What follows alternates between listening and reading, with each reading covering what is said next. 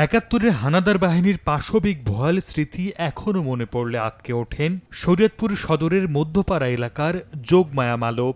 নিজের চোখের সামনে বুলেটের গুলিতে নিথর পড়ে থাকতে দেখেছিলেন পরিবার পরিজনদের। যেদিন ৫০ জন নারীর সঙ্গে তাকেও তুলে নেওয়া হয়েছিল মাদারীপুরের আর হাওলাদার জুট মিলে। ৪ দিন আটকে রেখে পাশবিক নির্যাতন চালায় পাক হানাদার বাহিনী।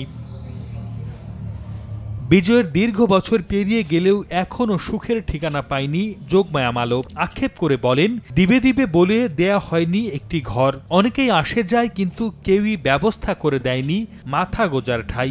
সোমবারদের আইতে আছে, মুক্তিযুদ্ধের আইতে আছে, এই প্রত্যেক শনি এরম আইতে আছে, যাইতে আছে। আমার আজ পর্যন্ত একটা ঘর দেয় না। পরের বাড়ি পরের ঘরে থাকি, দূর দূর করে দেওয়া, এর মধ্যে থাকি ভাঙ্গাচুরে একটা ঘরের মধ্যে।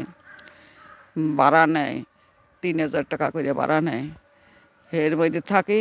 আমার একটু কোটার ব্যবস্থা যদি করিয়া দিতে পারেন তাহলে আমি একটু বাঁচতে পারি। একটা ঘরেরই আমার দাবি, আমার এটার ব্যবস্থা আপনারা করিয়া দেন। আমি যদি একটু ঘরের তলে বসতি করতে পারি, আমি যদি ওই ঘরের তলে জানি আমি একটু মারা যাইতে পারি। পরের বাড়িতে দূর দূর গুছগুছ করে এর মধ্যে থাকে। স্বাধীনতার ৪৭ বছর পর রাষ্ট্রীয় স্বীকৃতি মিলেছে তার। তবে দীর্ঘ ৫৩ বছর ধরে মনের ক্ষত বয়ে বেড়ানো এই বীরাঙ্গনা নারী থাকছেন অন্যের আশ্রয়ে। একটি সরকারি ঘরের জন্য একাধিকবার আবেদন জানিয়েও শুধুই আশ্বাস ছাড়া আর কিছুই জোটেনি তার ভাগ্যে। মৃত্যুর আগে তার একটি ঠিকানা হোক দাবি স্বজন ও এলাকাবাসীর। সে তো বৃদ্ধ মানুষ, ভাঙ্গা ঘরদুয়ার, নিজের বাড়িঘর থাকলে কি এইভাবে থাকতো? মুক্তিযুদ্ধরা যদি ঘরে পায় তাহলে আমার শাশুড়ি পাইব না কেন? ঘরটা হ্যাঁ তো কইতে আছে ঘরে দিয়ে পাইবেন আশে রাখতে আছে। হ্যাঁ, বর্তমানে খুব জরাজীর্ণ একটা ঘরের মধ্যে অল্প টাকায় ভাড়ায় তিনি বসবাস করছেন, দিন যাপন করছেন। আমরা সকলে চাই তিনি একজন সরকারি একটা ঘর যাতে করে তাকে বরাদ্দ দেওয়া হয়।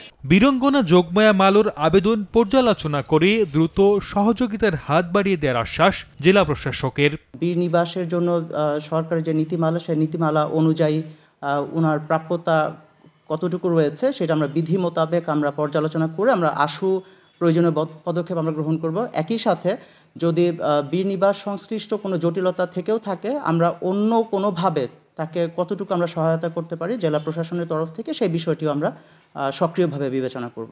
জেলায় তালিকাভুক্ত ৪ জন বীরাঙ্গনার মধ্যে বেঁচে আছেন শুধু যোগমায়া মালব। তার ২ ছেলে ৩ মেয়ে রয়েছে। বর্তমানে তিনি মনোহর বাজারের মধ্যপাড়া এলাকায় দিনমজুর ছোট ছেলের কাছেই থাকছেন। সময় সংবাদ, শরীয়তপুর।